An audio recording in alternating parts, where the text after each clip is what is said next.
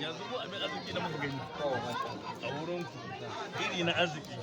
shine muka zo muna neman a bamu ni kuma an bani in ba Sama'ila na ba ka Sumayya na karɓa ni kuma zan bashi sai sharadi na farko shayarwar da komi na ta biya sauka da kai ya komo kan za ka gaya mana mai mun ɗauki a tsorin Allah ya da za a yi gwargwadon iko ko ba haka ne ba ba za mu matsa maka mu ba ba za mu takura ba in Allah ya da za a yi bakin kokari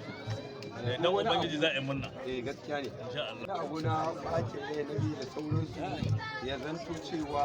akwai wakilan ta gani nan duk abin da ya taso ya mutu ke zuwa wannan ba ma sai an ga masa matakan ina rayi matakan muna rayi in abu ya taso komai na hannun mu ba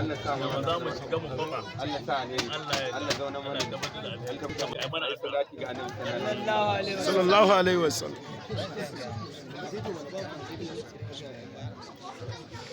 salati goma ga annabi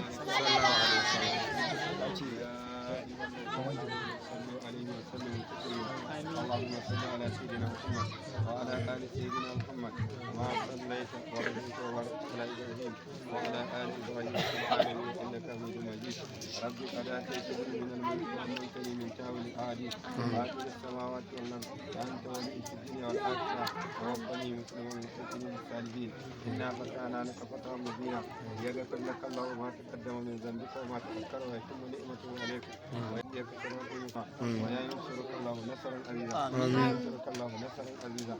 آمن الرسول بما أنزل إليه من ربه والمؤمنون قل آمن بالله وملائكته وكتبه ورسله لا نفرق بين أحد من رسله وقالوا سمعنا وأطعنا غفرانك ربنا وإليك المصير لا يكلف الله نفسا إلا وسعها ما كسبت وعليها ما اكتسبت ربنا لا تؤاخذنا إن نسينا وأخطأنا ربنا ولا تحمل علينا إصرا كما حملته على الذين من قبلنا ربنا ولا تحملنا ما لا طاقة لنا به واعف عنا واغفر لنا وارحمنا انت مولانا فانصرنا على القوم الكافرين ولا حول ولا قوة الا بالله sadaki naira 100 na karan ba ajinan ba masha Allah ai salatu annabi sallallahu alaihi salatu annabi goma